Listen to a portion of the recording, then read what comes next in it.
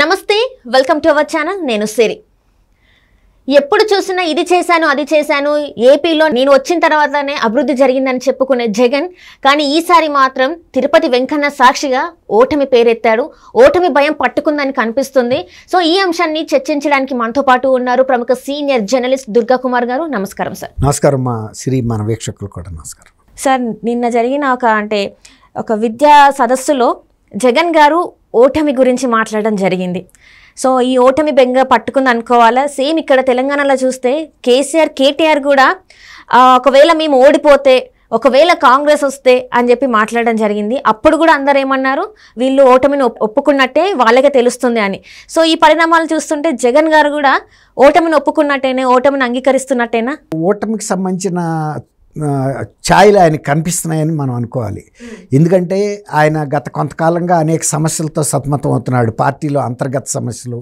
తర్వాత ఇప్పుడు వరకు ఆయన పరిపాలనలో అభివృద్ధి కార్యక్రమాల మీద కాకుండా కేవలం రాజకీయాల మీద వ్యక్తిగత కక్షలతోనూ సాధింపులతోనూ కోర్టులకు వెళ్ళటంతోనూ తర్వాత ఉద్యోగులతో తగాదాలతోనూ ఈ విధంగా రకరకాల అనుత్పాదకమైనటువంటి అప్రయోజనమైనటువంటి నిష్ప్రయోజనమైనటువంటి అంశాల మీదే ఆయన కాలం అంతా కూడా వృధా చేసుకున్నాడు ఇప్పుడు తీరా ఎన్నికలు వచ్చేటప్పటికి తర్వాత ఆయన ఇచ్చిన హామీలు కూడా ఆయన అమలు చేయలేదు ఇప్పుడు తీరా ఎన్నికలు వచ్చేటప్పటికి ప్రజలకి ఏం చెప్పాలో తెలియని పరిస్థితిలో పడిపోయాడు ఆయన తను వ్యక్తిగత ప్రతిష్టను పెంచుకోవటానికి కొన్ని టైమ్స్ నవ్ అనే సంస్థకి ఒక 7 కోట్ల రూపాయలు 9 కోట్ల రూపాయలతోనో ఒక ఒప్పందం చేసుకున్నాడు అంటే పాజిటివ్ రివ్యూస్ రావాలని ఆయన ఒక ఫోకస్గా చూపించాలని అది గవర్నమెంట్ ఫండ్ ట్రెజరీ నుంచి ఇస్తున్నాడు ఇది చాలకుండా ఇంకా అయినా కూడా జగన్మోహన్ రెడ్డి గారి ఫోకస్ అనేది ప్రజల్లోకి వెళ్ళలేకపోతుంది ఆయనకి ఆయనే ఫీల్ అయ్యి ఇప్పుడు ఎలక్షన్ దగ్గరికి వచ్చింది కాబట్టి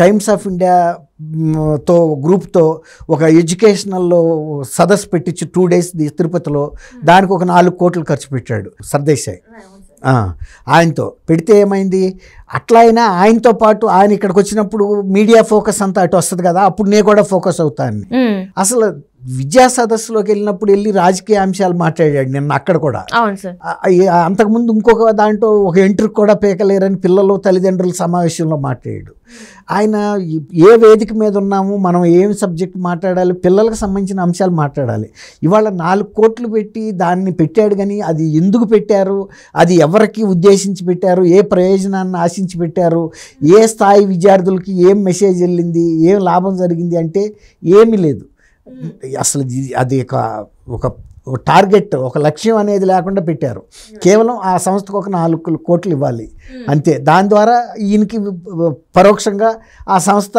హెల్ప్ చేస్తుందని జాతీయ స్థాయిలో ఈయనకి సంబంధించి పాజిటివ్గా ఇది ఆయన అడిగినప్పుడు కూడా సర్దేశాయ్ గారు మీరు విద్యా విషయంలో మీరు విద్యార్థులకి ఏం చేశారంటే కూడా ఆయన దాని గురించి సరైన వివరాలు చెప్పకుండా ఏదో రాజకీయాలకు వెళ్ళిపోయాడు ఇట్లా ఆయన ప్రతి వేదికని తర్వాత ప్రభుత్వ డబ్బుతో తన్ను ప్రొజెక్ట్ చేసుకోవడానికి చూస్తున్నాడు అట్లాగే అడ్వర్టైజ్మెంట్లు వ్యాపార ప్రకటనలు కూడా తనకు సంబంధించిన సాక్షి పేపర్లో టీవీల్లో విపరీతంగా గుప్పిస్తున్నాడు కోట్ల రూపాయలు ఖర్చు పెట్టి తర్వాత అక్కడ జాతీయ స్థాయి న్యూస్ పేపర్లో కూడా వేసుకుంటున్నాడు ఎందుకంటే తన ప్రొజెక్ట్ను ప్రజలకి అందరికీ తెలియాలి అని అంటే చేసింది ఏం లేదు తర్వాత తను నిజంగా కనుక ఒక పాజిటివ్ రోల్ ప్లే చేసి ఉంటే ఆటోమేటిక్గా డబ్బులు ఇవ్వాల్సిన అవసరం లేదు తను ఒక పాజిటివ్గా స్టేట్ని కనుక ఒక రైట్ డైరెక్షన్లో తీసుకెళ్తే ఇప్పుడు రేవంత్ రెడ్డి గారు మొన్న పదవి స్వీకారం చేయగానే ఏ విధమైనటువంటి నెగిటివ్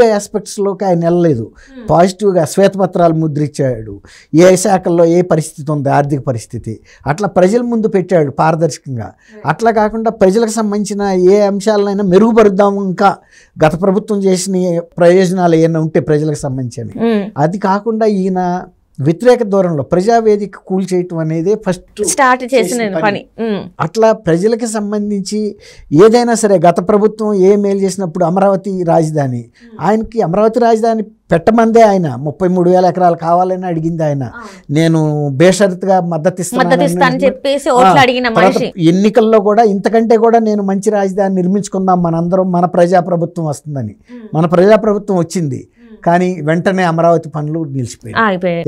ఎక్కడే స్టాండ్ స్టిల్. పోలవరం ప్రాజెక్ట్ కూడా మనకు కంప్లీట్ అవ్వలేదు. ఏది అవ్వాల, ఒక్క బ్రిక్ కూడా 40,000 మంది కార్మికులు అక్కడ నుంచి వెళ్ళిపోయారు, వలస వెళ్ళిపోయారు. ఇక అక్కడ ఏం పని జరగలేక ఆ తర్వాత 3 రాజధానులు పెడతాను అన్నప్పుడు ఫస్ట్ చేయాల్సిన కార్యక్రమం ఏంటి? 3 రాజధానులకి ఎక్కడ ఏం భవనాలు కట్టాలి కదా. ఇప్పుడు రాజధాని అమరావతిలో పెట్టినప్పుడు ఇవాళకి కూడా ఇప్పుడు ఎంత అయింది, 2014 నుంచి 19 వరకు ఆయనది ఒక టర్మ్ అయిపోయింది, 10 ఏళ్ళు అయిపోయింది, 24 రాక. ఇప్పుడు ఈ 10 ఏళ్ళు కూడా చంద్రబాబు నాయుడు గారు కట్టిన భవనాల్లో ప్రభుత్వం నడుస్తుంది కదా, సక్సెస్ఫుల్గా నడిచింది. శాసనసభ నడిచింది, తర్వాత సచివాలయం నడిచింది, హైకోర్టు నేలపల్లి అనే ఆ ఊర్లో కట్టారు పక్కా బిల్డింగ్. ఈయన వచ్చిన తర్వాత అక్కడ క్యాంటీన్ కూడా పెట్టకపోతే జడ్జీలు నోరు తెరిచి అడిగారు, ఇక్కడికి దూరంగా ఉంది ఇది, కనీసం క్యాంటీన్ పెట్టమని. ఆ మాత్రం కూడా వీళ్ళు జనరల్ అడ్మినిస్ట్రేషన్ వాళ్ళు చూసుకోవాలి కదా, హైకోర్టులో ఏముంది లేదని అది కూడా అడగాల్సి వచ్చింది. ఇప్పుడు కర్నూలులో నేను న్యాయ రాజధాని పెడతానన్నప్పుడు భవనం కట్టి ఉండాలి కదా, ఈ పాటికి 5 ఏళ్ళు అయిపోవాలి. ఇప్పుడు అయిపోవాలి, ఫస్ట్ 2 years లోపల అయిపోవాలి. ఇంత సచివాలయాన్ని కేసీఆర్ గారు 2 ఏళ్లలో కట్టేయలేదా? అది కరోనా టైంలో ఇంకా టైం తీసుకున్నారు, అంత బంద్ ఉంది కాబట్టి 2.5 పట్టింది, లేకపోతే ఇంకా ముందు కట్టేవాళ్ళు. అంత సచివాలయమే కట్టినప్పుడు ఆఫ్టర్ ఆల్ ఒక హైకోర్టు భవనం అంత అయితే ఉండదు కదా, కట్టచ్చు కదా, కట్టల. మరి తర్వాత హైదరాబాద్ వైజాగ్లో మరి పరిపాలనా రాజధాని అన్నారు, అక్కడ చేయలే. ఇప్పుడు ఇవన్నీ షర్మిల గారు అడుగుతున్నారని ఇప్పుడు షర్మిల గారి మీద ఆయనకి కోపం వస్తుంది. ఈయన చేసే పని ఏదైతే ఉందో అది చేయకుండా ఇతరుల మీద ఈ ప్రచారం కోసం ఇతరులకి డబ్బులు ఖర్చు పెట్టి ప్రభుత్వ డబ్బుని ఫోకస్ చేసుకుంటున్నాడు. తెలంగాణలో ఆంధ్రప్రదేశ్కి సంబంధించిన అడ్వర్టైజ్మెంట్లు చేయాల్సిన అవసరం లేదు కదా, ఇక్కడ ఓటర్లు లేరు కదా, ఆంధ్రప్రదేశ్ వరకు ఇచ్చుకో, దానివల్ల ఎంత ఆదా అవుతుంది ఖర్చు, డబల్ ఖర్చు. ఇంకా తెలంగాణలో ఇంకా ఎక్కువ అడ్వర్టైజ్మెంట్ టారిఫ్ అంతే కదా, వేరే స్టేట్కి వచ్చింది. అయితే ఇక్కడ ఒకటి సార్, మీరు ఇప్పుడు అన్నారు కదా అడ్వర్టైజ్ అని అన్నారు కదా, కొన్ని థియేటర్స్లలో చూస్తుంటే, హైదరాబాద్లో చూస్తుంటే వైసీపీ ప్రభుత్వానికి చెందిన ఒక యాడ్ వస్తుంది థియేటర్స్లలో. ఇది ఎంతవరకు కరెక్ట్ అంటారు? అదేనా, ఇప్పుడు అక్కడ వేసుకుంటే అక్కడ థియేటర్లో పర్వాలేదు, ఇక్కడ ప్రభుత్వం లేదు, ఇక్కడ స్టేట్ కాదు, ఈ ఓటర్లు నీకు ఇక్కడ లేరు, నువ్వు పక్క రాష్ట్రంలో ప్రచారం చేసుకోవాల్సిన అవసరం ఏముంది? అదే అంటున్నా, ఆయన ప్రొజెక్ట్ చేసుకున్నాడు, ఒక ఇన్ఫీరియారిటీ కాంప్లెక్స్ వచ్చేసింది. అంటే నాకు తగిన ప్రచారం దొరకటం లేదు కాబట్టి డబ్బులు ఖర్చు పెట్టుకుని అయినా పెద్ద పెద్ద వాళ్ళని పిలిపించుకుని వాళ్ళతో పాటు నుంచున్నప్పుడన్నా నాకు ప్రచారం దొరుకుతుంది ప్రసార సాధనాల్లో, ప్రజల మధ్యలో. అంటే ప్రచారాలు ఎందుకు సార్? అదే అంటున్నా, అది ఆయనకి లోపించి సలహాలు ఇస్తున్నారు కొంతమంది. ఆయనకి మీడియా అడ్వైజర్లు ఉన్నారు, జాతీయ స్థాయిలో మీడియా అడ్వైజర్లు ఉన్నారు, వాళ్ళకి 5 లక్షల రూపాయల శాలరీలు, కార్లు, తర్వాత వాళ్ళకి ఆఫీసులు, ఇక్కడ స్టాఫ్, విజయవాడలో స్టాఫ్, ఢిల్లీలో స్టాఫ్, ఈ విధంగా పెట్టుకున్నాడు. అయినా కానీ ఆయనకి ప్రొజెక్షన్ అనేది మన ప్రవర్తనతో వస్తుంది. మనకి జాకీలు పెట్టి లేపితే లేచాం పడిపోతాం, మనకు స్వతహాగా బలంతో ఎంత ఎగరగలుగుతామో అంతవరకు ఎగరాలి. కృత్రిమంగా పెట్టే జాకీతో వచ్చే హైట్ నిలబడదు. రైట్. అంటే ఇక్కడ కూడా మనం తెలంగాణలో చూసాం కదా సార్, అంటే ఫామ్ హౌస్కి అంకితమైన సీఎం అని చెప్పేసి ప్రజలు మార్పు కావాలని మార్పు తెచ్చుకున్నారు. ఏపీలో కూడా ఇదే సీన్ రిపీట్ అవుతుంది అనుకోవచ్చు. ఆయనకు కూడా అర్థం అవ్వబట్టే నిన్న ఆ మాట ఆయన నోటి వెంట వచ్చింది. నేను చేసింది ఏం లేదు, ఇవాళ ఏం చెప్పుకోవడానికి లేదు, ప్రజలకు ఏది చేసేది ఏంటి, వాళ్ళు మార్పు అంటే ఇప్పుడు నువ్వు సరిగ్గా చేయకపోతే మార్పు కోరుకుంటారు. అప్పుడు కేసీఆర్ గారు లాంటి తెలంగాణ తీసుకొచ్చిన నేతనే కాదని పక్కన పెట్టేశారు. ఇప్పుడు ఆ రోజే ఇక్కడ నిర్ణయం అయిన రోజే ఆంధ్ర ప్రజలు కూడా నిర్ణయానికి వచ్చేసారు. ఆ రోజే అనుకున్నారు ఇక్కడ కనుక టీఆర్ఎస్ ఓడిపోయిందంటే, ఇంకోటి ఏంటంటే టీఆర్ఎస్ కనుక ఇక్కడ గెలిస్తే ఆయనకి మద్దతుగా అన్ని రకాల మద్దతు దొరికేది. ఇప్పుడు అన్ని రకాల సహాయాలు ఆగిపోయినాయి. ఇప్పుడు ఒక లైఫ్ లైన్ అనేది ఆగిపోతే బ్రీతింగ్, ఆ మనిషి ఏమవుతాడమ్మా, కొట్టుమిట్టాడుతుంటే. ఇప్పుడు అదే జరుగుతుంది, లైఫ్ లైన్ ఆగిపోయింది.